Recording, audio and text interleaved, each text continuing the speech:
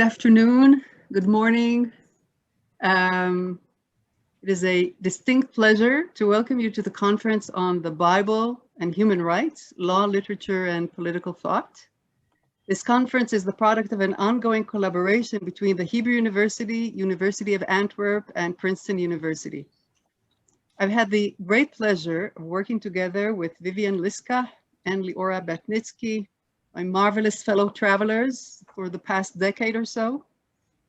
And we've been working on a series of conferences devoted to biblical reception with special emphasis on the nexus of aesthetics and hermeneutics. We've held conferences on the reception of a whole array of biblical texts, among them the Book of Job at Princeton, 2012, Lamentation in Antwerp, Psalms in Jerusalem, and more recently, we had conferences on the Bible and migration at Princeton and biblical politics here in Jerusalem. 3 years ago, we decided to found a center devoted to the topic of Bible, culture, and modernity, so that we're moving ahead. This conference is also sponsored by the Center for Literary Studies at the Hebrew University, the Institute of Jewish Studies at the University of Antwerp, and the program in Judaic Studies at Princeton University. Special thanks go to Atara Ben Hanan, my research assistant for her help, and to Jan Moritz, the coordinator of the Institute of Jewish Studies at the University of Antwerp. So thank you both. This topic of human rights has become one of the pressing issues of our time. Whether we're concerned with current events in the Middle East and the Israeli-Palestinian conflict, with voting rights in the United States, or the rights of refugees, women, children, and LGBT communities across the world. To be sure, there are distinct differences between modern configurations of human rights and legal conceptions in the biblical text. Human rights were not invented in the Bible. Biblical laws are defined as divine laws and are granted by God. And yet, to what extent can we regard certain biblical laws, such as the laws that are devoted to social justice, as precursors of modern notions of human rights? And no less important, do we have something to learn from the Bible? What might we gain from looking at the Bible's legal definitions of human dignity? And should we be thinking of duties and not only of rights? We're not only concerned with the biblical text itself, but also with its reception.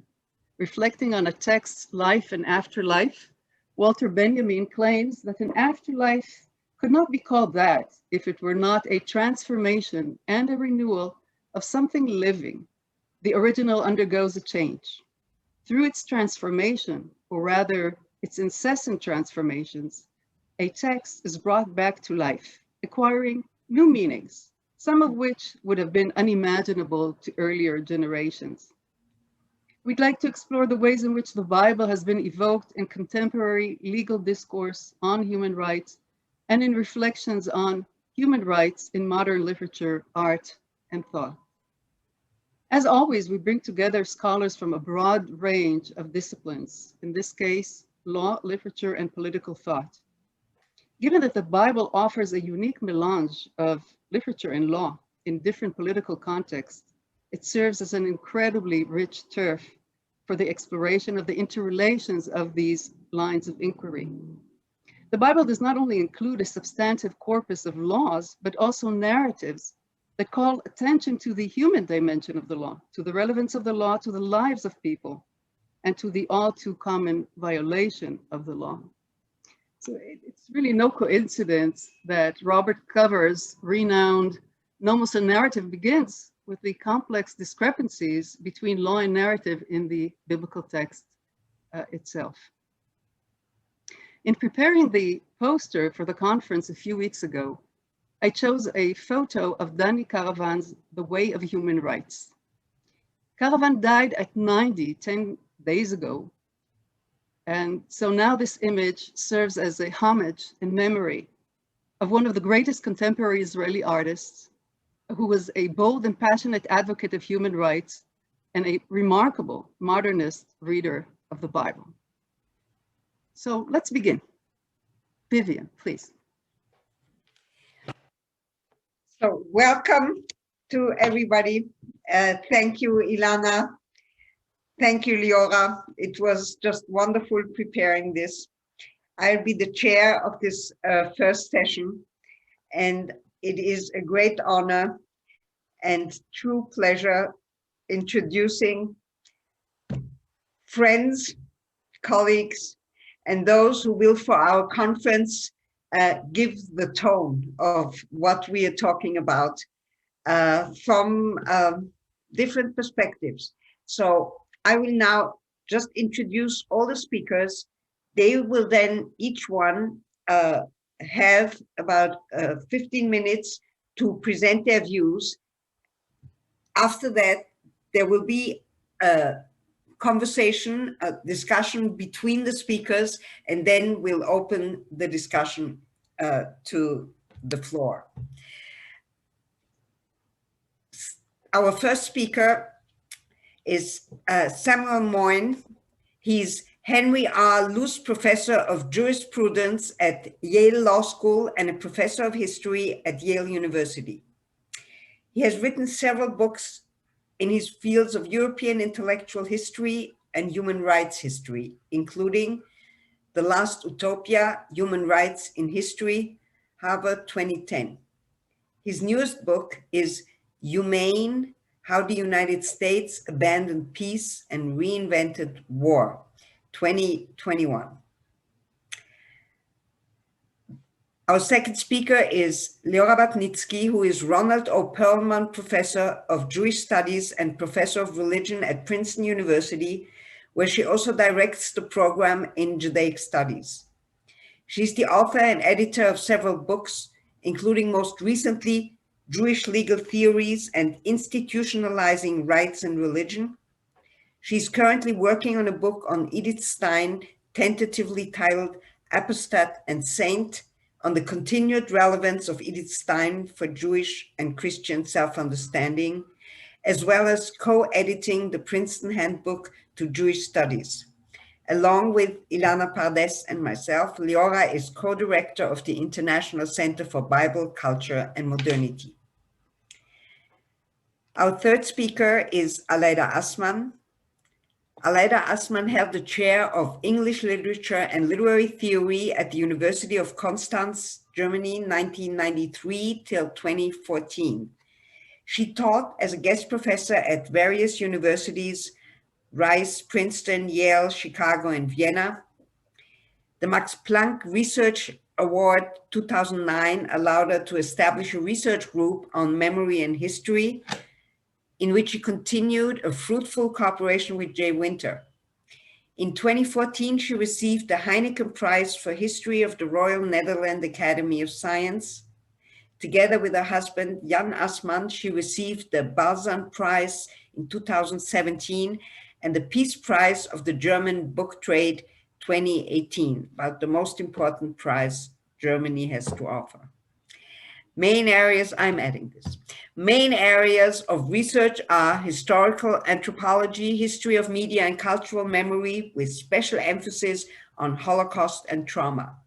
Her publications include Memory in a Global Age, Discourses, Practices, and Trajectories with Sebastian Conrad, Cultural Memory and Western Civilization, Functions, Media, Archives, 2012, Memory and Political Change, 2012, and Shadows of Trauma, Memory and the Politics of Post-War Identity.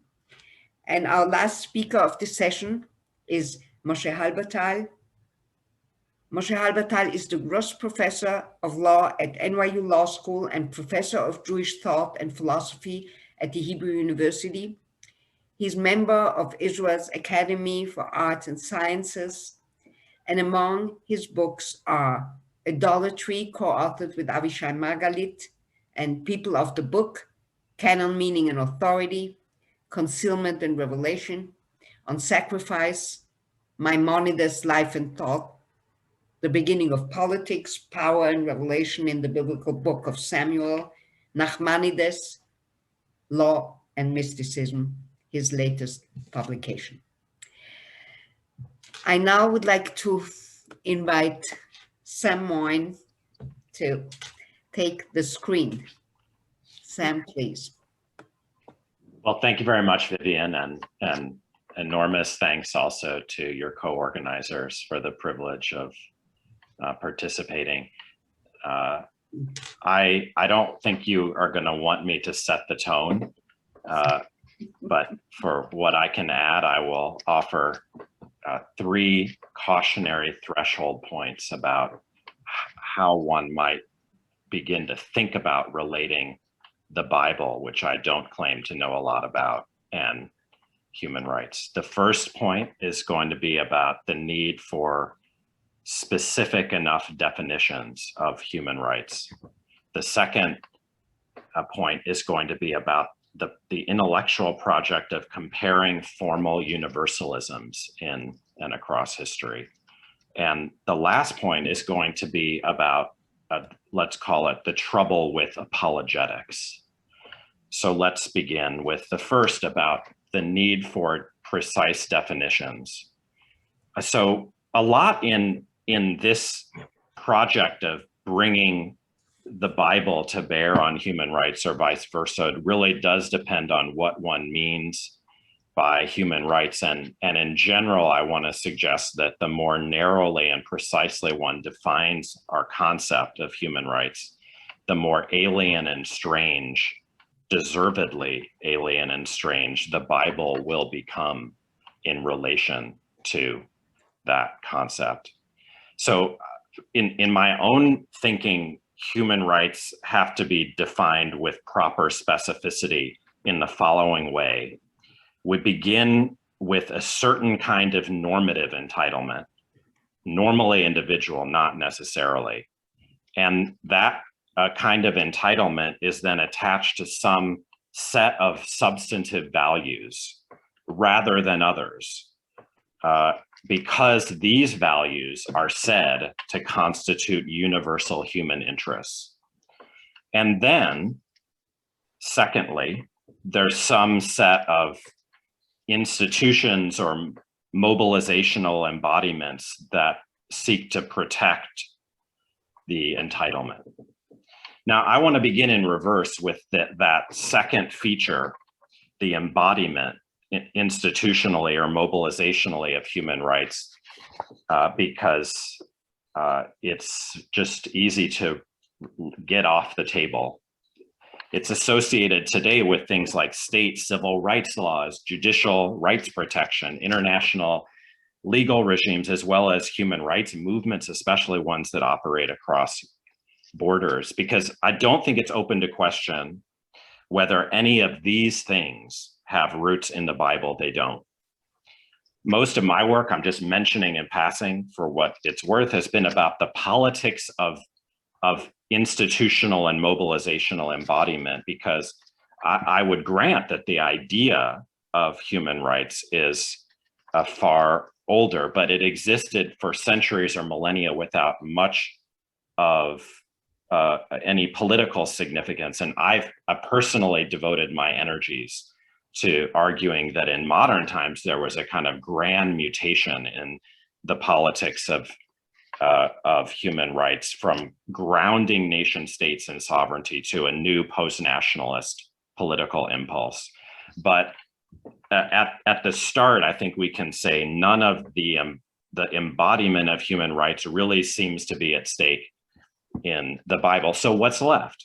Well, it's that first part of my definition, the strong and normally individual normative entitlement attached to a list of some substantive values rather than others. And this is at least a few centuries old, maybe older. The trouble is that it doesn't look like that part of human rights is in the Bible either.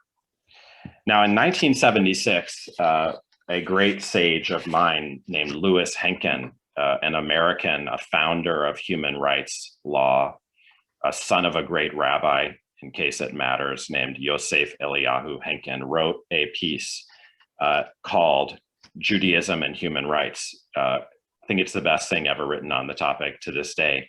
It contains a mini essay that's mostly about the Bible.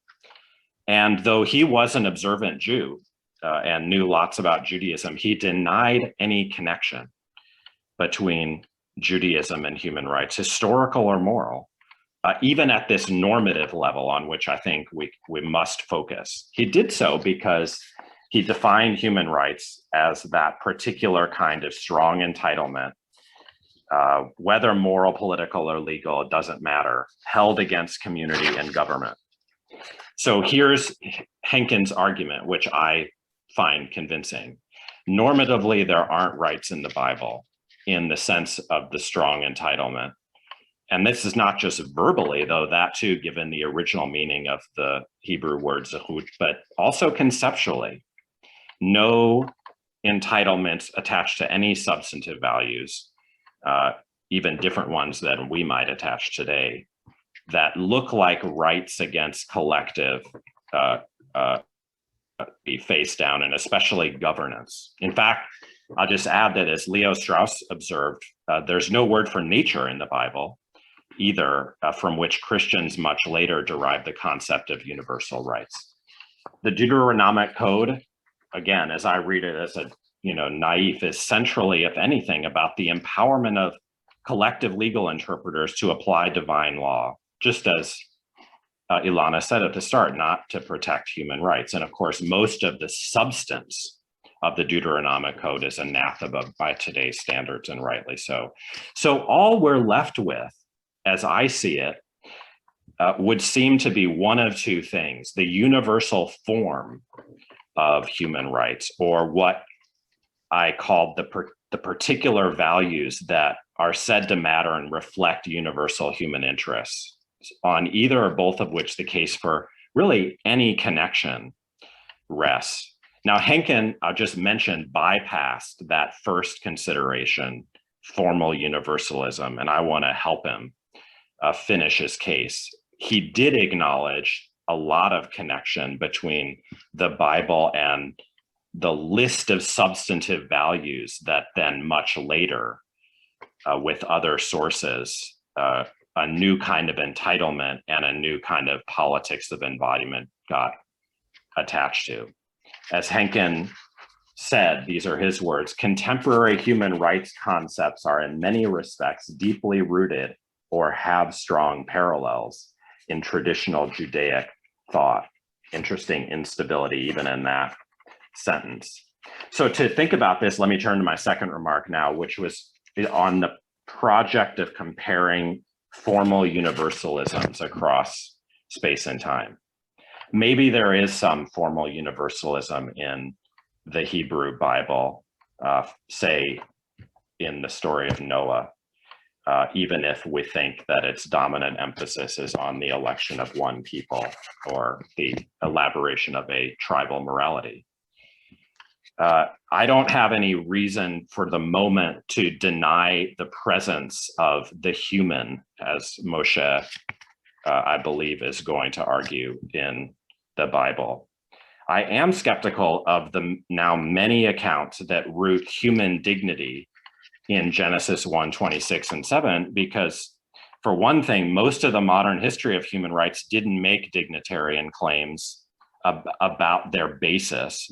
And then there's, Yair Lorberbaum's book, which again, as an outsider, convinces me that the passage hardly needed and pre-modern Judaism never did imply a conception of the equal standing and worth of all human beings, let alone one from which the kinds of entitlements we're discussing were ever derived. But assuming that we want to make claims about the Bible and the human, or the formally universal, I want to suggest that we should be really careful in thinking that when we find formal universalism in the annals of morality, codes of norms that are said to reflect universal human interests and apply to everyone, or at least men without distinction, we've found a big constituent in element or parallel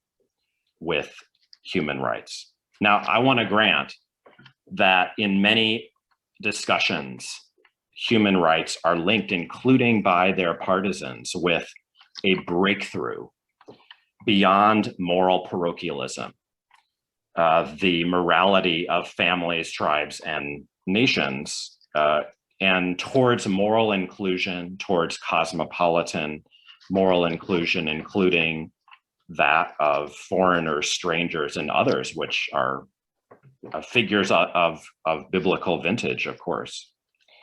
But I don't think this is the correct or helpful way of framing the problem as a kind of parochialism to universalism breakthrough.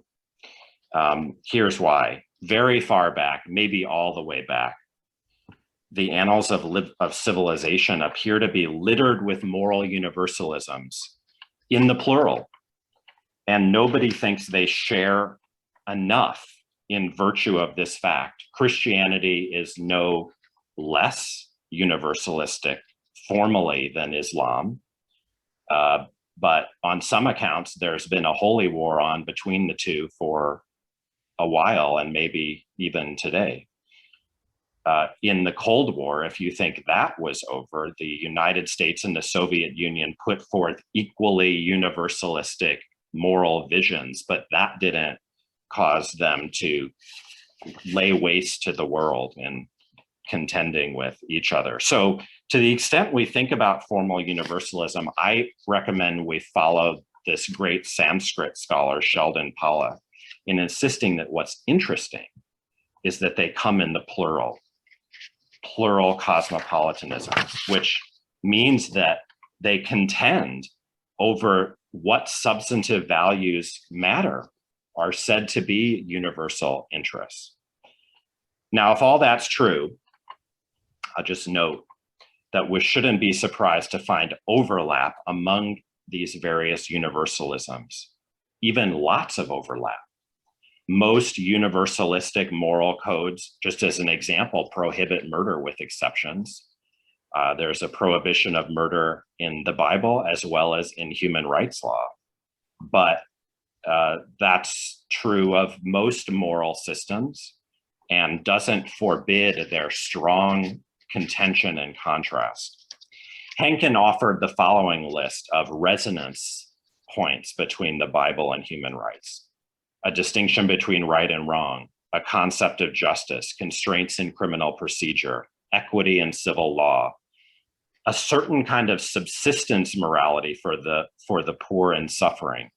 Even he offered there's an expectation of privacy, citing Deuteronomy 10:11 on creditors having to wait outside while debtors collect their money. So my point here is not that most of human rights today substantively are omitted from the Bible, though that's for sure. It's rather that formal universalisms can agree about many things, while their dissimilarities matter much more. In fact, they cause world history to happen in the contention of visions of the human, since human beings have never been unanimous about values, even the universalists among them. Now, let me turn to my last point in the final 2 minutes I've been given. It's about apologetics in the technical sense.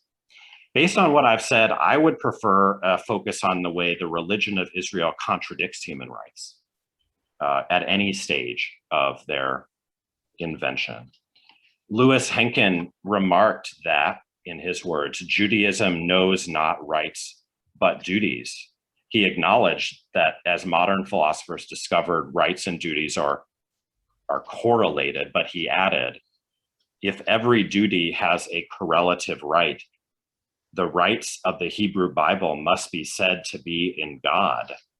So Henkin's view, I think correct, is that the Bible is most interesting not as a document, as a precursor or embodiment of human rights, but as a commitment to divine rights and collective and governmental duties, and then especially individual ones, to honor those rights. Now, I understand let's call it the apologetic motivation for saying that the Bible and human rights meaningfully connect. It's a way, most basically, of saying that the Bible is relevant. But remember that apologetic motivations also betray a kind of deference to fashion. Consider old arguments we don't make anymore about the way that the Mosaic religion paved the way for communism or Zionism, as if human rights would just take their place. If we let that happen, it's not because the Bible changed, but because what's popular has. And then apologetic motivations involve deference, period, an attempt to say that what one's reinterpreting or updating matters in relation to something else, something new, betraying a kind of defensive concern that the new thing might otherwise render the old thing obsolete. I want to suggest that we have more pride in the Bible, especially if we want to consider ourselves part of its tradition. So maybe it's best, when considering it in relation to human rights, to consider what the Bible might have to teach once we acknowledge that it is alien and strange, not a document in the tradition of human rights, whenever you think that began, but in its own tradition. Thank you. Thank you very much, Sam. Yes, we did want you to set the tone. So thank you for doing that so forcefully. Our next speaker is Leora Batnitzky. Leora, please. Yes, thank you very much. It's been a pleasure, again, working with Ilana and Vivian, and thanks especially to Jan for all of your help in organizing this. So I'd like to begin with the title of our conference, The Bible and Human Rights. The conjunction between the Bible and human rights raises questions about whether the Bible has contributed to the development of human rights, whether there are resources in the Bible to support human rights, or perhaps whether the conjunction ought really to be a disjunction, so that we should speak not about the Bible and human rights, but, as I think Sam just suggested, about the Bible or human rights. Now, Sam has given us many reasons to be cautious about these conjunctions. And Sam, in his much of his work, has also shown very persuasively that when it comes to thinking about the very recent historical origins of human rights, the Bible's role has been minimal, if not entirely absent. So thank you. That's all very important.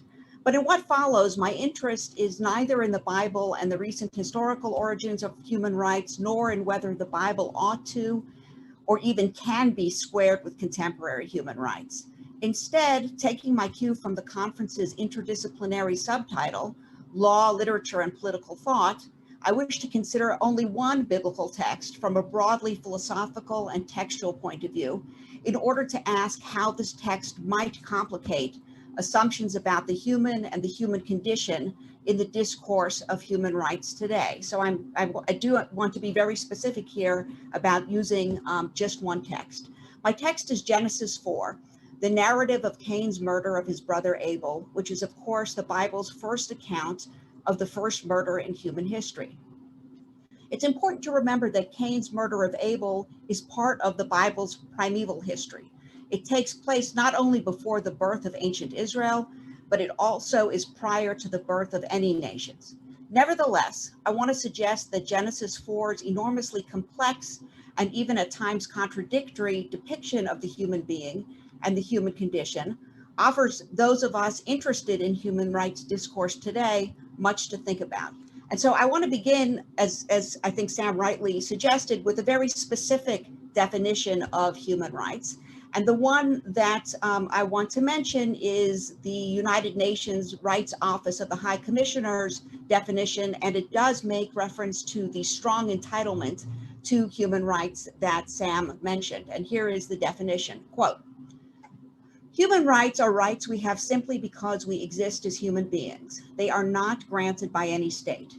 These universal rights are inherent to all of us, regardless of nationality, sex, national or ethnic origin, color, religion, language, or any other status. They range from the most fundamental, the right to life, to those that make life worth living, such as the rights to food, education, work, health, and liberty, end quote. Because it claims that human rights are fundamentally apolitical and stem merely from being human, this definition of human rights captures, I think, what people today often mean by human rights. As we see here, the right to life is the most fundamental human right from which all others follows. If one is denied the right to life, other rights are meaningless. A dead person cannot enjoy the rights to food, education, health, and liberty.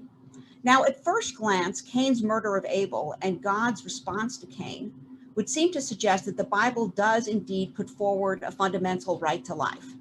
After all, what is murder if not the unjust taking of another's life? The late Israeli Supreme Court Justice Chaim Cohn made exactly this argument in his book, Human Rights in Scripture and the Talmud. Quote, "The right to life derives from the prohibition against murder.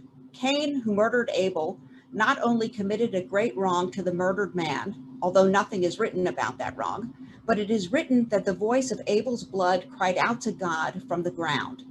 The injustice of murder is against God, and indeed the first law, given immediately after the flood, and consequently the first prohibition in the Torah, is, 'He who sheds the blood of man, by man shall his blood be shed.' In that same verse, we also find the answer why God does not tolerate the shedding of blood, for in the image of God, he created the human being. He who sheds the blood of man kills the image of God. Thus did Rabbi Akiva expound, whoever sheds the blood is considered as if he has desecrated the image, as if he has detracted from God himself," end quote. The right to life, as Cohen acknowledges, is embedded within an explicitly theistic framework. And I think this is consistent with what Sam was describing, Henkin's point was. For theists, at least, this framework does broadly cohere with the claim that human rights are rights we simply have because we exist as human beings, since on Genesis' account, being human means having been created in the image of God. But for theists and non-theists alike, a close reading of Genesis 4 complicates Cohen's seemingly straightforward claim. Much remains unexpressed in Genesis 4, and these gaps in the narrative demand interpretation. As Eric Auerbach has taught us, in biblical narrative, what is unspoken remains as important as what is spoken. Following Auerbach, let us ask what is left unexpressed in Genesis 4. In the first 10 verses alone, which end with God's statement to Cain that the voice of your brother cries unto me from the ground, there are at least 4 significant moments when the narrative is silent about essential details. So let's consider them in turn. First of all, why does God accept Abel's sacrifice and reject Cain's? Second, why does God ask Cain why he is upset, given that God has just rejected Cain's sacrifice? Third, this is the narrative's most well-known silence. Cain spoke to Abel in the field, but what exactly did he say? And did Abel speak back? Fourth, when Cain asks God, am I my brother's keeper? Does he understand that he has just murdered Abel?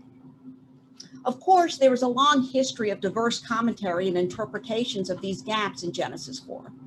But that's exactly the point. These silences demand interpretation.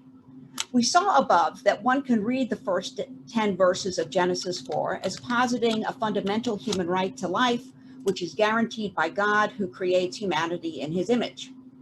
But it's also possible to read this narrative less piously, as a denial of a fundamental human right to life, and even more impiously, as to suggest that God is incapable of securing a human right to life. Thomas Hobbes, in fact, read Genesis 4 in this way. In the Latin version of Leviathan, published in 1668, Hobbes used Cain's murder of Abel to illustrate his claim that the state of nature is a state of war. Quote, but someone may say, there has never been a war of all against all. What? Did not Cain out of envy kill his brother Abel? A crime so great he would not have dared it if there had been at that time a common power which would have punished him, end quote. For Hobbes, in the state of nature, every person is, quote, accused only by his own conscience and clearly by the uprightness of his own intention, end quote. According to Hobbes, Cain seems to have presumed that he could get away with murder. One might immediately respond that even if this was the case, God nevertheless teaches Cain that he can't get away with murder by responding to Cain's question, am I my brother's keeper, with, quote, what have you done? The voice of your brother's blood cries out to me from the ground, end quote.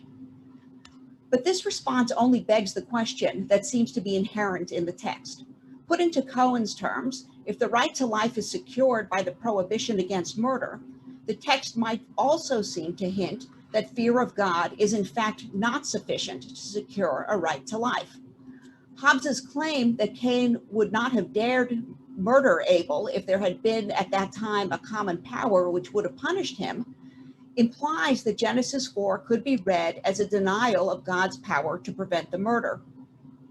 This conclusion gains more credence when we remember that Genesis 4 concludes with the establishment of the first city, which could indicate that without some kind of social order, perhaps even a social contract, human beings will remain the continual victims and perpetrators of violence against each other. On this reading, being created in God's image secures neither fundamental human rights nor the possibility of peaceful relations among human beings. The tension between Cohen's and Hobbes's reading of Genesis 4 is the very perplexity about rights identified by Hannah Arendt already in 1951, which continues to plague human rights discourse today. What does it mean to move beyond political rights? That is, beyond the rights of citizenship in proclaiming human rights. Exactly who or what secures these rights? Genesis 4 certainly does not resolve this issue, but the narrative's demand for interpretation already contains within it this unresolved difficulty that is today often considered only a very recent puzzle. So let's turn now to several ways in which Genesis 4 might complicate the conception of the human condition assumed by contemporary notions of human rights. As Sam Moyn has reminded us so well, contemporary human rights discourse is fundamentally utopian and has not yet addressed the many concrete dimensions of human inequality.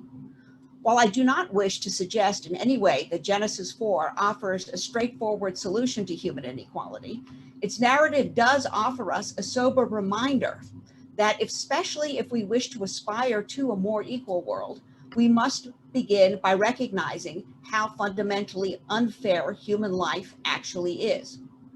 Arguably, like the prologue to the book of Job, Genesis 4 is framed by a divine decision that shows no concern for justice or fairness. Why does God accept Abel's sacrifice and not Cain's? The narrative provides no reason for God's choice. Hobbes is not the only one, nor was he the first, to offer what many would consider an irreverent reading of Genesis 4. As Moshe Albertal has recently remarked, God's role in the series of events that allows Cain to kill his brother was not lost on the rabbis. Summarizing a midrash from Genesis Rabbah, Albertal writes, quote, Abel's blood, depicted in the verse as crying from the earth, is not crying for revenge against his brother Cain, but rather his cry is an accusation directed towards God, who caused the struggle between the brothers in the first place and approved the killing, end quote. We can further appreciate the narrative's acknowledgement of the injustices of life by reflecting briefly on Abel's name, Hevel. Robert Alter offers the following definition of Hevel. Quote, the Hebrew Hevel probably indicates the flimsy vapor that is exhaled in breathing, invisible except on a cold winter day, in any case immediately dissipating in the air. It is the opposite of ruach, life breath, which is the animating force in a living creature, because it is the waste product of breathing, end quote. If life is breath and if vapor is the waste product of breath, are we to conclude that the life of Abel, who never speaks in the narrative, amounts to no more than life's waste product? On the one hand, yes, death and murder certainly humble life. But on the other hand, as Michael V. Fox has argued, Hevel can also be understood as a kind of moral indignation at the injustices of life, particularly as they play out in the fates of the righteous and the wicked. Fox suggests that rather than translating the book of Ecclesiastes' opening pronouncement, Havel Havalim, as vanity of vanities, as the King James Bible does, the phrase is better captured by senseless absurdity, which gives voice to the cognitive dissonance between the expectations of divine justice and the realities of life's cruelties. Bringing Genesis 4 together with Kohelet, we could read Kohelet 7:15 as an expression of outrage at the fate of Cain and Abel alike. Quote, "All things have I seen in the days of my absurdity," Hevel. "There is a righteous man that perishes in his righteousness," that's Abel, "and there is a wicked man that prolongs his life in his evil doings," that's Cain perhaps, end quote. On this reading, Abel personifies not just the fleetingness or even vanity of human life, which certainly is a biblical theme, but also, when translated back into our discussion of human rights, a furious demand for a justice that protects the lives of innocents against those who would do them harm. Here too, we can see parallels with the book of Job, which similarly does not let God off the hook, but insists that God live up to his own standards of justice. Up until now, we've been concerned with the rights of the victim, Abel. Strikingly, Genesis 4 seems to consider the rights of the criminal as well, though, as we shall see, this too is complicated in ways that anticipate some contemporary conundrums of human rights. Perhaps because God recognizes that, as the Midrash suggests, he is ultimately responsible for Cain's murder of Abel, or perhaps because God appreciates that Cain did not actually understand what he had done, or perhaps for some other reason, again, the text doesn't tell us, God does not kill Cain. Instead, God gives Cain the following punishment, quote, "When you till the ground, it shall not from now on yield its strength to you. A fugitive and a wanderer you shall be on the earth. Na v'na tihiyeh ba'aretz," quote, end quote. Cain responds that this punishment is too much to bear, and he repeats God's words in his plea, "V'hayiti na v'nad," I will be a fugitive and a wanderer. As we know, God marks Cain with a sign so that no one will kill him, but the punishment remains. Cain is a fugitive and a wanderer. Notably, Cain's crime and punishment find significant parallels in Numbers 35 and Deuteronomy 19's descriptions of cities of refuge for people who have committed manslaughter. As God's mark of Cain does in Genesis 4, these cities acknowledge the reality that violence begets violence while also setting limits to this violence. Some people will try to kill Cain and the manslayer. This ever-present possibility of human violence is not denied or wished away. Rather, these texts attempt to realistically reduce violence as much as possible by protecting criminals from vigilantes. Here, the Bible's realism challenges what are arguably the utopian fantasies of contemporary human rights discourse. The terribleness of Cain's punishment also points to a fundamental limitation in assumptions about the human condition, not only in contemporary human rights discourse, but also of God in his initial punishment of Cain.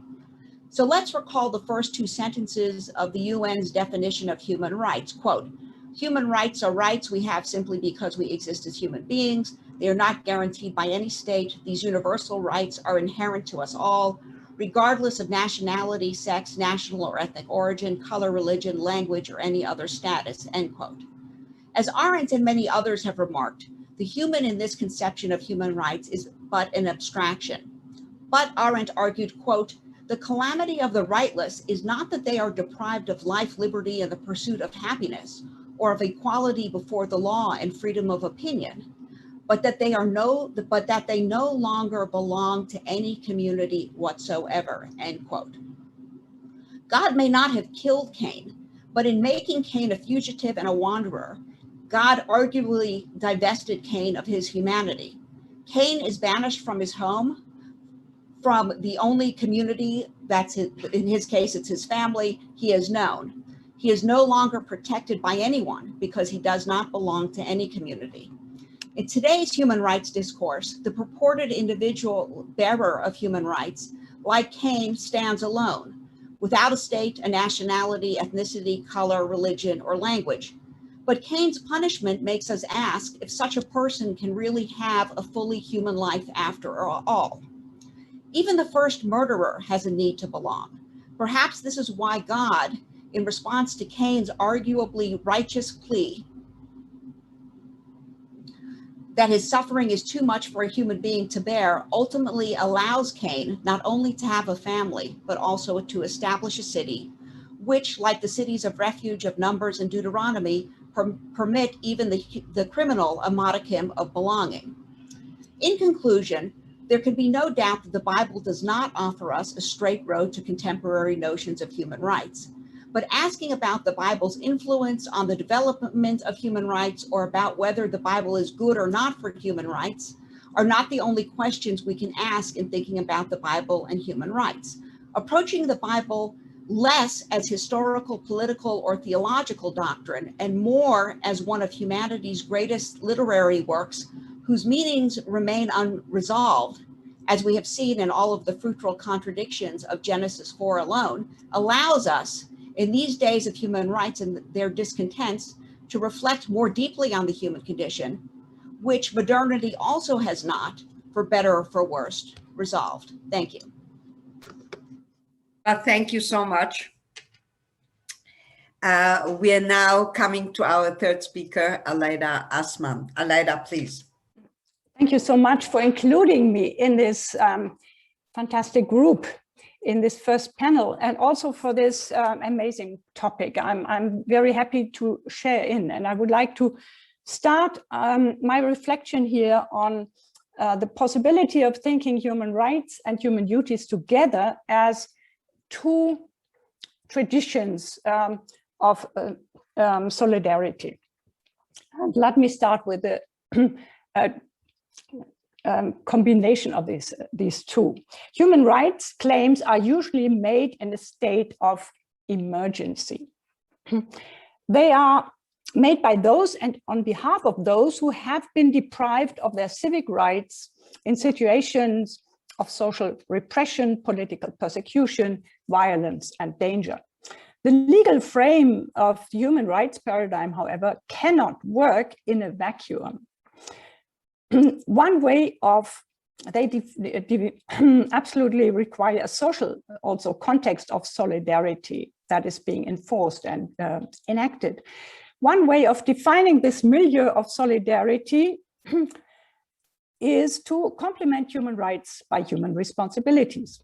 And in an essay published in 2016, Samuel Moyn has already stressed exactly this point of the close connection between human rights and responsibilities. I quote him here: "We are now very familiar with the claim that all humans everywhere have rights.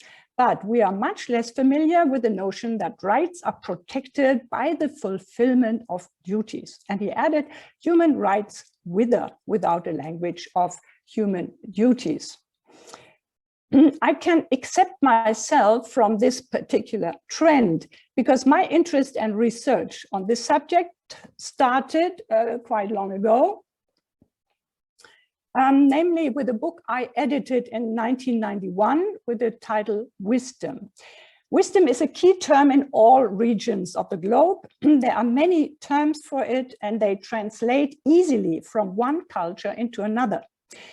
Here are a couple of examples: Greek, Sophia, Hebrew, Chokmah, Arabic, Hikmah, and not to forget the gods of the ancient world like Thoth and Isis for Egypt or Nabu for Babylonia.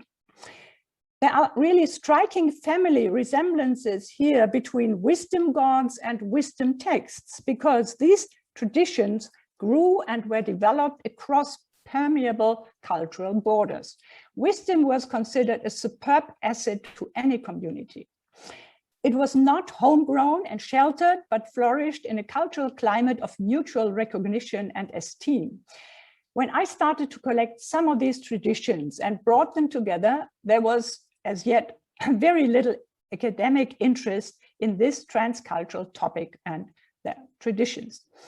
The volume of wisdom that I edited brought together, however, not only texts, but also practices. And this is what I want to emphasize here in my presentation.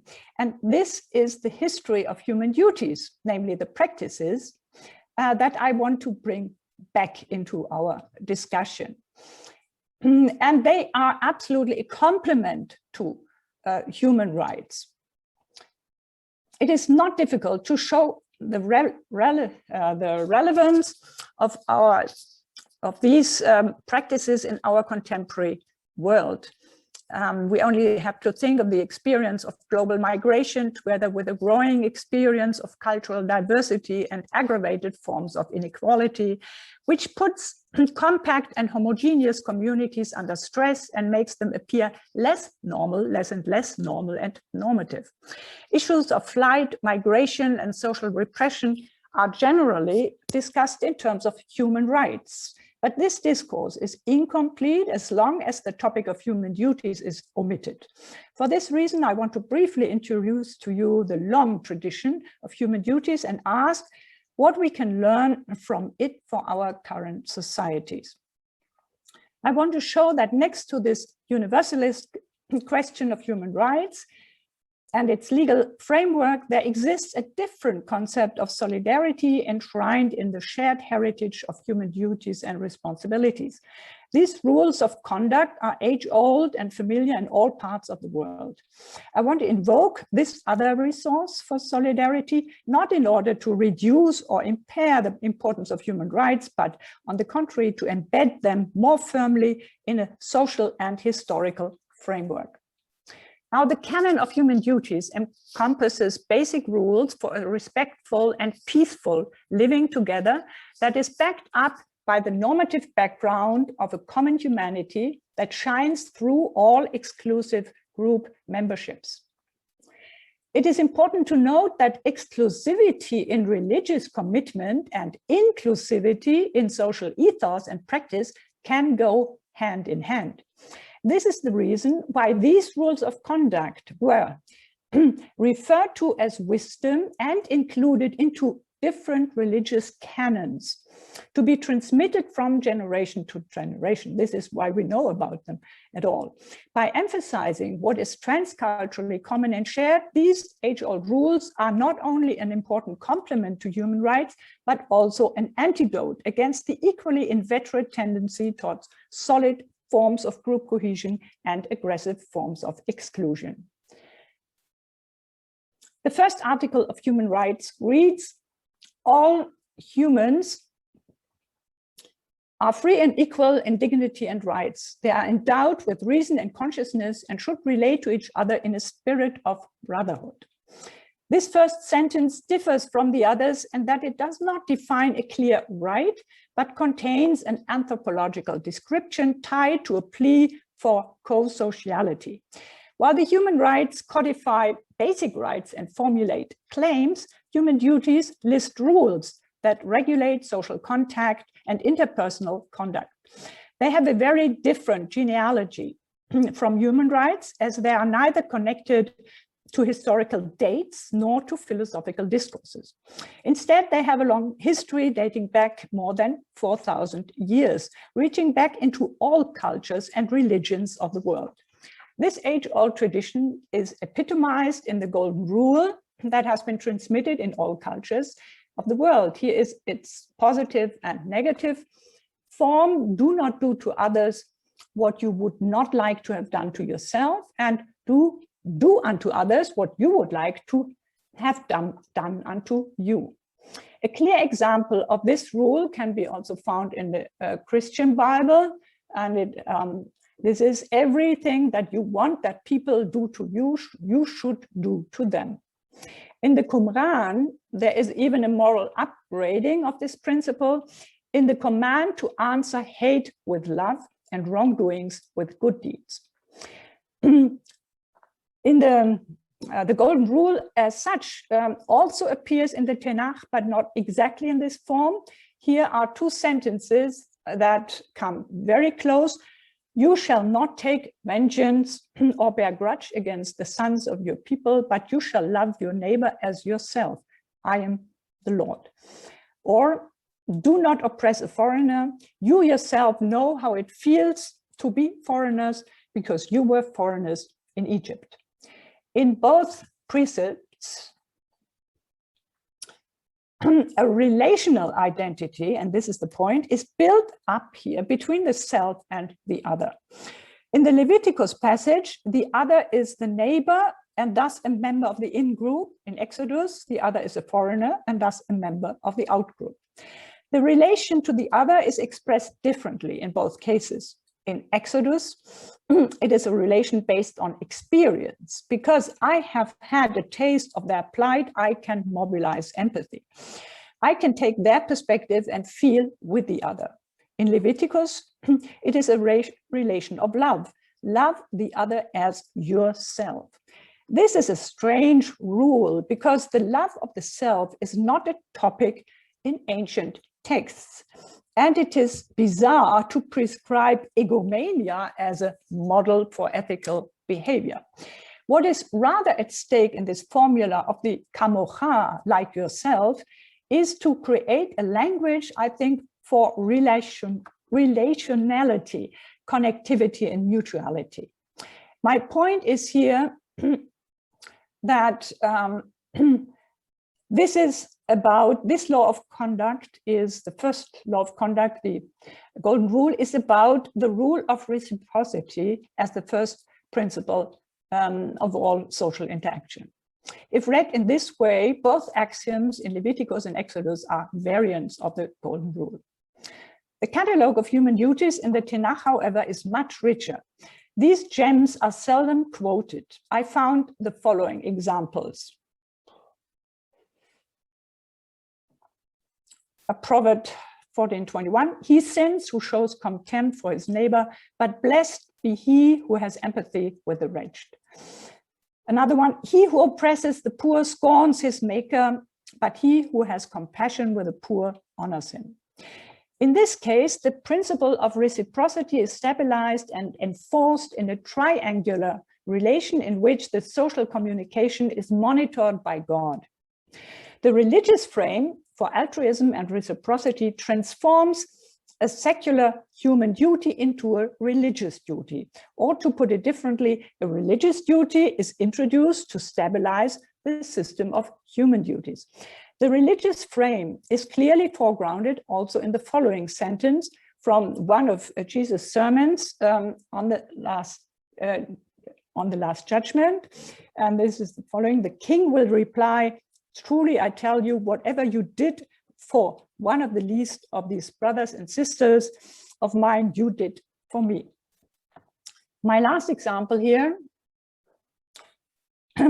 is again from Proverbs. And it is an example, I think, in which human rights and human duties converge. It could be a slogan in any household: open your mouth for the mute, for the rights of all who are weak. Speaking on behalf of another is indeed the very essence of the human rights paradigm. David Schulman has emphasized that the violations of human rights often have the very intention and effect of silencing a targeted person. Sam Moyn has dubbed the human rights paradigm a last utopia, coming after the fading of political ideologies. Jay Winter speaks in this context of small utopias that we find in all places where people intervene for others, independent of brand projects and ideologies, merely on the basis of a solidarity that works as recognition and interaction with vulnerable and abused human beings. Though they have no active life in liturgy or education yet, it is amazing how across the ages and cultures, such simple rules still speak to us today directly. Perpetuity is the hallmark of wisdom literature. This means that in spite of changing cultural frames, epochs, and traditions, they retain their vitality and energy. They are truly translatable because they work in a religious framework, in the secular framework of wisdom and practical experience, and in a modern legal framework of human rights, human dignity, and the sacralized individual. The canon of human duties. Now, the golden rule is the epitome of the genre of wisdom literature. This genre refers to anthologies of highly esteemed texts in all ancient languages that contain particular practical rules of human conduct and express the essence of a long experience of how to live peacefully together. In ancient Egypt, for instance, these rules were eagerly copied by the scribes who included them in their autobiographies and proudly displayed them on the walls of their tombs. They confirmed that they gave bread to the hungry, water to the thirsty, clothing to the naked, shelter to the wanderer, and protection to widows and orphans. The same humanitarian actions are summed up in medieval Christianity in the canon of the 7 works of mercy. The golden rule could be an excellent building block to achieve and maintain robust and sustainable social relations. All it requires is respect for the other and trust in the principle of mutuality in human interaction. Hegel has repeated it when he wrote, "The doing of the one is the doing of the other." The formula has received wide recognition and currency in contemporary psychotherapy, where it is valued as a basis axiom of human interaction. It works both on the level of individuals and collectives and applies to the private as well as to the public sphere. Coming to the end. 30 years ago, Honora O'Neill has noticed that although serious writing on human rights and rights acknowledges that any right must entail correlative obligations, we find no universal declaration of human duties and no international human obligations movement. This, however, is no longer the state of the art. At least I can introduce my 2 books, which I wrote on the human duties, but even much more important, I came across a full-fledged Declaration of Human Duties drafted by eminent elder statesmen such as, here it is, elder statesmen such as Helmut Schmidt from Germany, Shimon Peres from Israel, Franz Batnitzky from Austria. 4 of the 19 articles, 1997, concern fundamental principles of humanity. 3 describe the principle of non-violence and respect of life. 4 refer to justice and solidarity. Another 4 refer to truth and tolerance. And 3, mutual respect and partnerships, followed by a closing statement. The golden rule appears as article number 4. The declaration was handed over to the United Nations in 1997, where it appeared in a drawer. A new edition by the World Council appeared in 2015, this time translated into more than 40 languages. I think it is time to reopen the drawer where it disappeared, to start a discussion of this document, and to spread its guidelines across the world. In our current political and social crisis, we need both human rights that pronounce universalist legal claims and human duties that are universal because they were discovered and transmitted all over the world. Isn't it great that we don't have to invent the human duties? We only need to discover them and put them back into practice. Thank you very much. Our last speaker, Moshe Albertal, please. Thanks. Thank you very much for having the conference and inviting me to join the conversation. I would like to concentrate in the following, explore the following observation, which is that in order to have human rights, we need a prior category of the human. And this is a rather precious and fragile category. And by the category of the human, I mean a category that defies divisions, that it's above, that it defies hierarchies as well, and it's above nations, ethnic groups, racial distinctions, religious distinction. And that category of the human means that a human qua human, just by having the attribute of being human, has a moral standing. Has moral standing. I mean, this is a major achievement of moral and political thought, which is not easy to achieve and even more difficult to maintain. Now, I just want to say by moral standing, I don't mean in particular rights. I mean, there are different ways of configuring the moral standings, and as Sam already mentioned, and then Aleida, and the concept of rights per se is alien to the biblical tradition. But moral standing could mean that the person, being a human, generates a field of restrictions and duties towards him or her. Now, what I would like to do is to begin some thoughts about the birth of that concept within biblical tradition. I'm not saying that it was born in the biblical tradition. That will take us to a rather more complex comparative discussion that I'm not sure I can engage in, actually, in terms of my own knowledge. I've studied it a lot, and I've seen that it's not that common. That concept as such is not as common as we think in different worlds. So I want to speak about the birth of the category, the concept of the human, and also its fragility. Now, the first chapters of Genesis are where the category of the human emerges. And it emerges in two very different directions that I want to discuss. The first one is the idea of a human, being created in the image of God, hence qua human, has a certain moral standing that prohibits bloodshed. Whatever the image of God means, and here I'm actually quite skeptical about affirming a reading that it's thoroughly theistic, meaning that it's derivative on God, that it's about dignifying God. It's actually, whatever image of God means, it's not explicitly detailed here.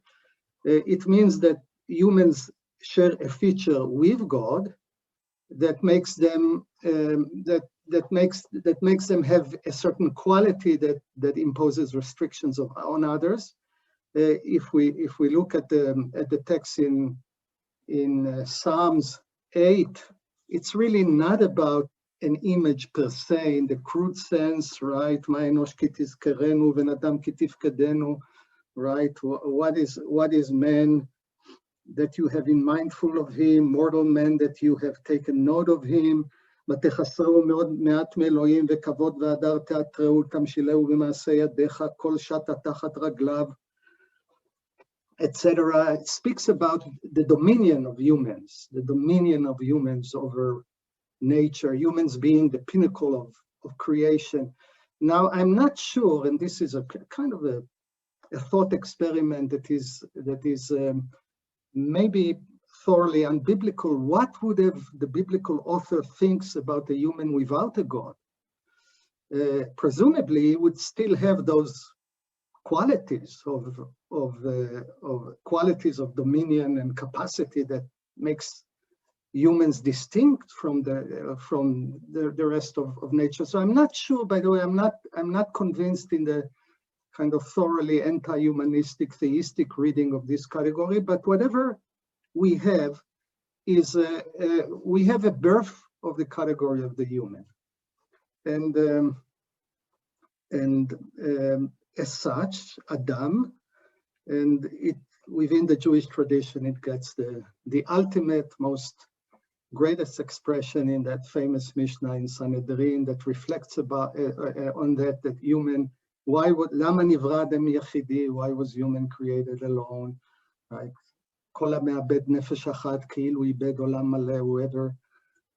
Whoever kills one person as if he destroys or annihilates the whole world. Another actually reading of this text that talks about equality, speaks about the origin of all humanity from one human couple, that in the future generations, nobody would be able to say, my father is greater than your father. So this is an important moral achievement. I'm going to talk about its fragility and full meaning, but it's clearly emerging within the story of creation. There is another feature of the birth of the human, which runs the other side, or the counter direction, which is no human is above the human. Or I would say the struggle that those first chapters in Genesis are focusing on, which is to put the boundary between the human and the divine as an absolute boundary, while thinking or while speculating that crossing that boundary is the ultimate human sinfulness. Right? This is, you can compare this story, this creation story, with other creation stories. One thing, it has immense implications on biblical politics, on the idea that kings are not divine, they're not part of the cosmos, the furniture of the cosmos per se. And that has immense implications. So the category of the human is created first by an inclusive idea of humanity with moral standing per se, and also by an excluding category in which there is no human above the human, that crossing the boundary between the human and the divine, as if collectively in the story of the Tower of Babylon is a kind of a horror. Deification is the ultimate political and human sin. Now, if we think about the fragility of that category, and I want to discuss the different forms of fragility, and some of them really brings us to contemporary world and politics. We really understand the fragility of the crossing of the human to the divine, of deification. The idea, the temptation of political imperial structures, this is already a biblical understanding of those structures, of crossing that boundary of self-deification. And the meaning of it in politics, one brutal form of that is kind of the anti-liberal Schmidian critique that it deprived the state of the power and authority to be a platform of ultimate commitment in which you're willing to die for and kill for. This is a kind of an idolatrous concept of the state. So we know that that posing that boundary between the human and the divine is a perpetual task that encounters deep fragility.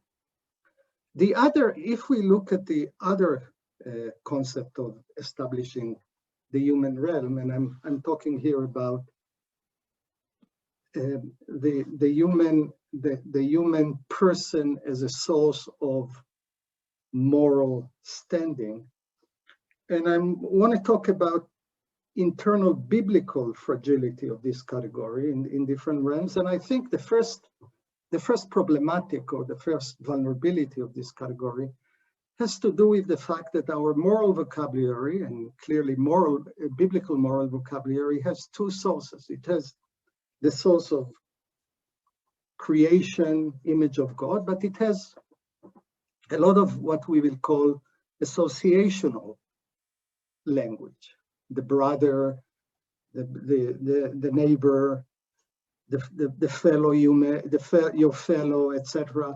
If we look at verses at chapter 19, verses 17, 18 in Leviticus, לא תשנא את אחיך בלבביך, הוכח תוכיח את עמיתך, לא תישא עליו חטא, לא תקום ולא תיטור את בני עמך, ואהבת לרעך כמוך, right? אחיך, עמיתך, רעך, בני עמך. All these are associational categories of belonging, in which the moral duties are derived from features that are not necessarily including only being human, but other features. I mean, in our language, one example would be the right to vote. The right to vote is not a human right. It's a right given to a person just by being citizen. It's more than just merely being human. So we have here associational morality, and one of the greatest fragility of human, the category of the human, is when this language consumes the field of the moral obligation and moral duties. So we have a kind of associational morality that sucks the moral world. I just want to say, and this is a long discussion about associational terms in the Bible itself, particularly re'echa. Is it an excluding category? This relates to Aleida's point before. It's interesting that right after this heavy associational language, in which actually amitecha and re'echa is synonymous with bnei amecha, in verse 33 of the same chapter, right? וכי יגור איתך גר בארצך, לא תונו אותו כאזרח מכם, יהיה לכם הגר הגר איתכם, ואהבת לו כמוך. When a stranger resides with you in your land and shall not wrong him, you shall not wrong him. The stranger who resides with you shall be to you as one of your citizens. You should love him as yourself, right? ואהבת לרעך כמוך includes the stranger as well, which means that the term re'acha is not always exclusive. So one issue that we have to struggle with when we come to the fragility of the category of the human is to what degree associational language dominates the field of human standing, moral standing. Now, I want to refer to 3 moments in the Bible in which there is an explicit distinction between brotherhood, associational obligations, and human moral relations. And one of them will show the trouble and the fragility of the category. So we have 3 examples, 3 explicit cases. I think on the whole, and this could be affirmed in different ways, that biblical criminal law and civic law, and we have some problems with it from different sides, actually is egalitarian in the sense that it doesn't distinguish between the insider and the outsider. There are 3 explicit distinctions. One relates to the case of interest in lending, where it says, "Lanochri tashich, le'achicha lo tashich." And the other one relates to remission of debts, where it says that remission of debts is practiced towards your brother, but not et hanochri tigosh. You don't have to practice remission of debts in the 7th year to the stranger, to the foreigner, to the nochri. By the way, here we can justify it by a kind of a concept of solidarity, where remission of debts and not taking interest is a supererogatory obligation that relates to solidarity between associational group. We can understand that. The place where we are troubled with, and that's a place where the associational language swallows too much of the moral field, is the place of slavery, right? This is a famous, the famous moment in Leviticus 25, 42, where it says, it warns against enslaving an Israelite, right? Freeing the slaves in the Jubilee, etc. Then says, if you want to acquire a slave, this is from the nations that surround you, right?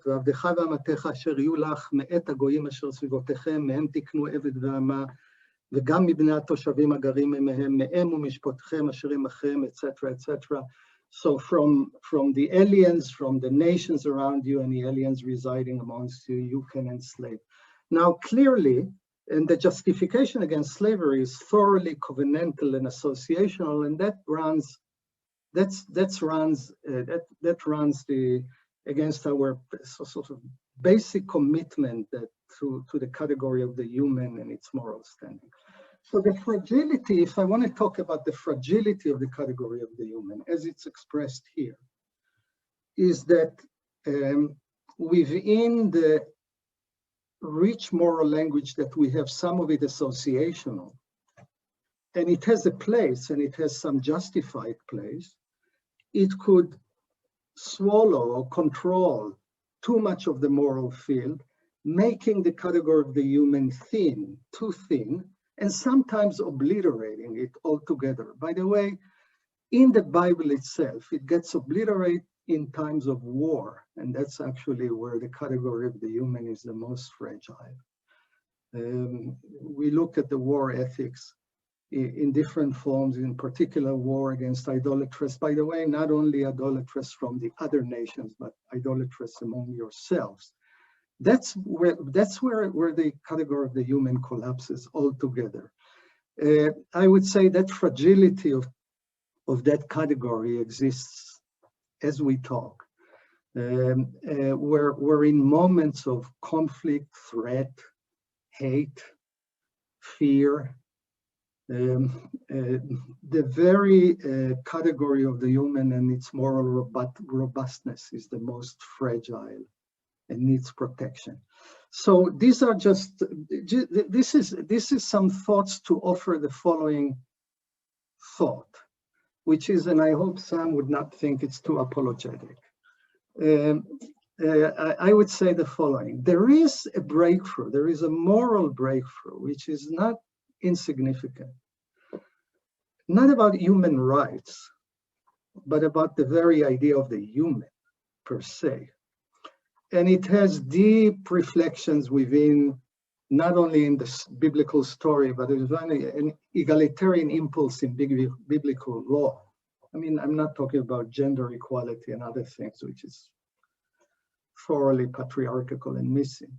So, but there is this egalitarian and then I think the establishing the boundary between the human and the divine as part of establishing the category of the human, which has deep moral political meaning. Now, I think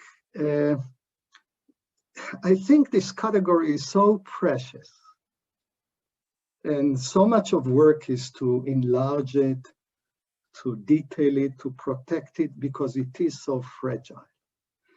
And some of this fragility is already witnessed within the text itself. And it's being witnessed in the human history, in different moments in which it's so difficult to protect it. So these are some initial thoughts, and not committing myself altogether to the very idea of human rights as an exclusive moral category. Anyhow, I think it's an impoverished moral category. I think moral furniture is far richer than the category of rights. But the very idea of human rights necessitates the category of the human, which is in some ways far more difficult both to create and maintain than the concept of rights themselves. So thanks, these are my initial contribution to our panel. Thank you, Moshe. Thank you to all the speakers here. It is wonderful to see how each one of you has brought to this topic his or her deep thoughts that encompass one's thoughts about humanity as such, all the way to issues of laws and rights and duties. I would like to invite you now to make a brief statement to each other, because we want to start with a kind of conversation between you before we open the floor to just a few questions. We will not have much time, but we think that it is important precisely to flesh out the tensions that were established in this first session. So Sam, could I invite you to make some statements that come to you after having heard your colleagues. Sure. Thank you. First of all, I loved everyone else's paper. I feel very, I feel like what I said is very compatible with all three. Maybe a small amount of tension with Moshe, and I'll just describe it as follows. I can't doubt that the fragility of the human is enacted in the various episodes in the Bible. No, and I agree, most flagrantly in the wartime setting, but also the text registers this as a fragility, as a problem, where I'm not sure I follow you. And as you said, it requires the kind of comparative imagination that Professor Assmann is bringing, is how difficult and rare it is to break through to the human in the first place. Because if it should turn out that it's not difficult and not rare, that the human can turn out to be a common premise of many moral systems in extreme conflict for millennia and today, then it's not as clear to me what it does. Now, I hear you when you say that it doesn't just abolish tradition, division at some level of abstraction, but challenge hierarchy and provide equality beyond other lines.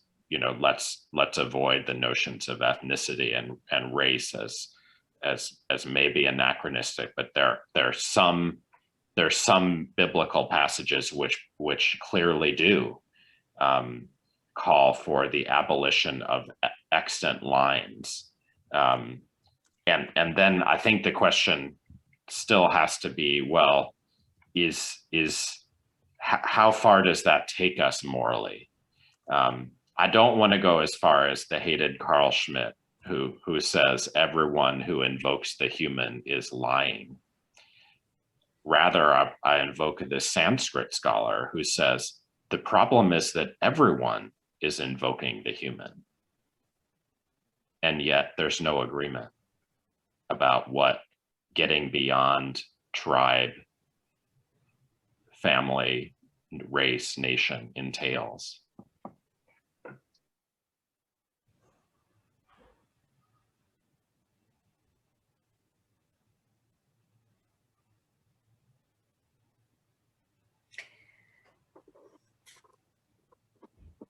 Sam, thank you.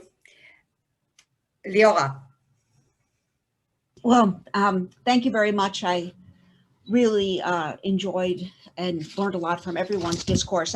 Maybe I'm going to just pick up a little bit on what Sam just said about, with reference to the Sanskrit scholar, that there's no agreement, and maybe put that together with something that I thought I was trying to suggest, that I thought was had some affinity with what Moshe was saying, but I'm interested if others think this is what others think, which is to say that I think the value of the biblical text, or at least in my case, just talking about Genesis 4, but I think one can talk about other spots, not every spot for sure, is that we see there's no agreement even within the text. Obviously, this isn't true about the entire Bible, but parts of the narrative. And so it strikes me that the tension itself is what's extremely interesting, and it's a tension that it seems to me human rights discourse today has certainly not resolved. Meaning it seems that human rights discourse is so often falling back on this problem of, can there be rights beyond the rights of citizenship? And so we could put that very broadly. Are there rights beyond the rights of association? And so I'm just,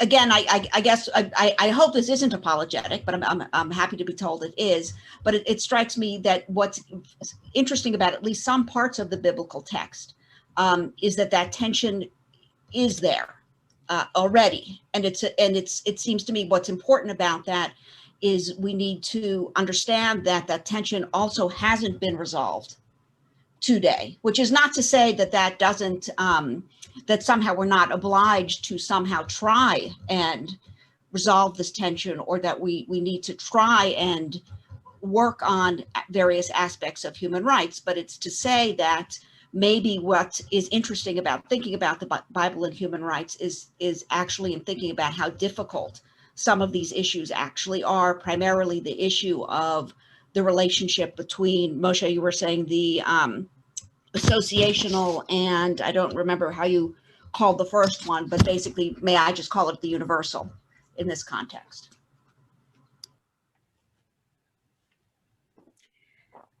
Yeah, thank you. Yes, Aleida.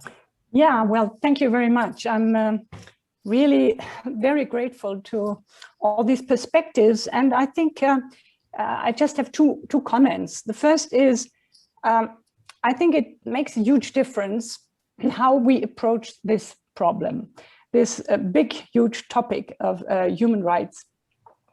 And I think we have two paths. One is the very abstract path in the direction of categories and principles and concepts.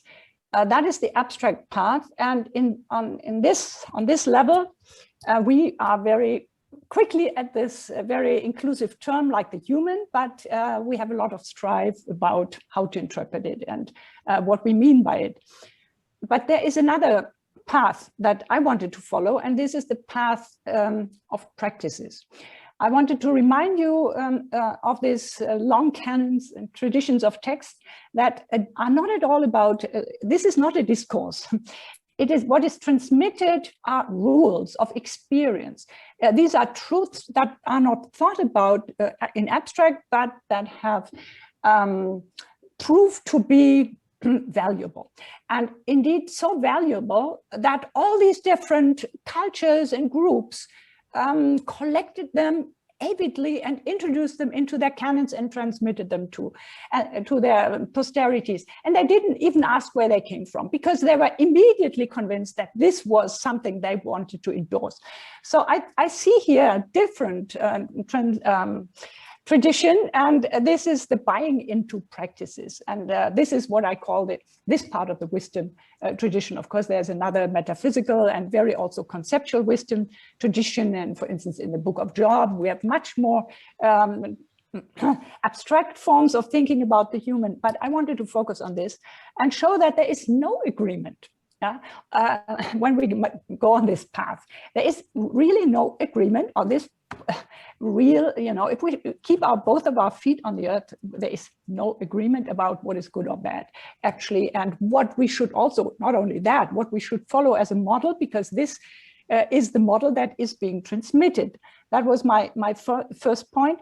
And now I was really intrigued, and thank you, Moshe, for this wonderful concept of the associational language. Because what I wanted to say is that all these practices enshrine a law that they never put into abstract terms, but it's now called the golden rule, and it is really the role of reciprocity as the first principle for social interaction. This is the basic rule about how to form societies, communities, and all of this at all.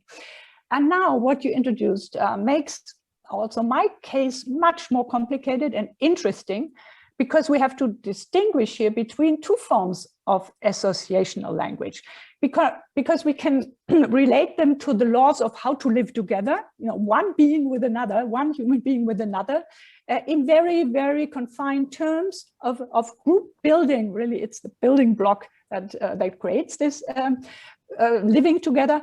But we also can refer associational language to forms of belonging, but also to abstractions. You can convey this to the state, to all other kinds of very large abstract terms. And then it is a form of sanctifying that other thing. So, and this is again then what makes the human so fragile. I think this is very, very important to see. And for instance, right now in Germany, we are working in a project called Gemeinsinn. It's not exactly common sense, it's the sense how to build communities.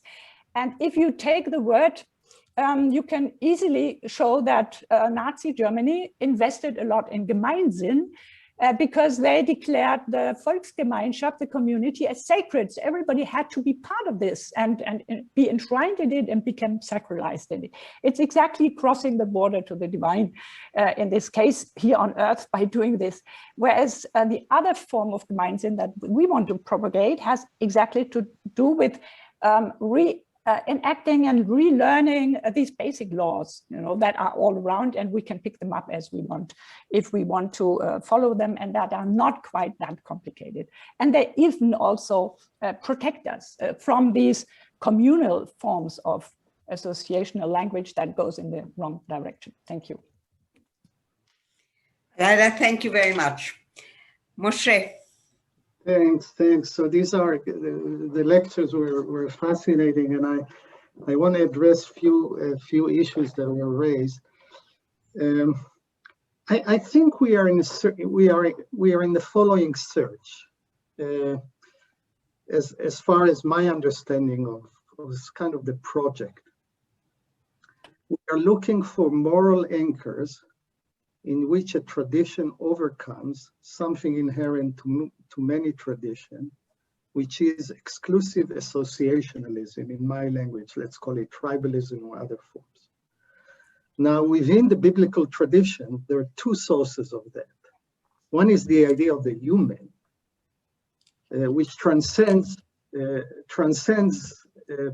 those distinctions, which is a moral achievement of sorts. And the other one is not the idea of the human, but the idea of the particular history of Israel as a history of aliens. Ki gerim item, you are aliens. And that, by the way, takes us a long way towards a very striking, by the way, not mentioned enough, commandment to love the alien as yourself. It says, you should love the alien as yourself, the same. So we have two resources that try to transcend what I would call exclusive associationalism. Now, and Sam asks, well, there are many of them. There should be many of them, because I don't think that universal ethics could be grounded but in a particular language. And what we are discussing is a very particular vocabulary, biblical moral vocabulary, to ground some sort of universal sensibility. It has a language of the image of God, language of being strangers in a particular imagination of history, and as far as I go in my experience of politics, the deepest forms of inclusiveness are stronger when they're rooted in the particular language of the community. So if we take a 20th century example, Merkel's wonderful and generous behavior, most humanitarian behavior in the refugee crisis in Europe, and the Syrian refugee, was not grounded on a cosmopolitan Kantian ethics. It was grounded on her understanding of German responsibility given its history in the 20th century. It was thoroughly particular. So the fact that we have many forms of addressing the concept of humanity is actually a deep point. It doesn't undermine that concept. It's I would say, a culture or a tradition that doesn't have an internal language, but an associational language, is something horrible and threatening about this kind of tradition. So that's one observation. The other one still, I think, has to do with the boundary between the human and the divine. I think here the resonance in kind of biblical politics. After all, David's ultimate sin, which is the killing of Uriah, was a killing of a foreigner. He was a Hittite, and he was admonished for that. etc. So I think it has a more robust, not only potential, but presence within the biblical world than just being a good starting for this great development called human rights in the 20th century. Moshe, thank you so much.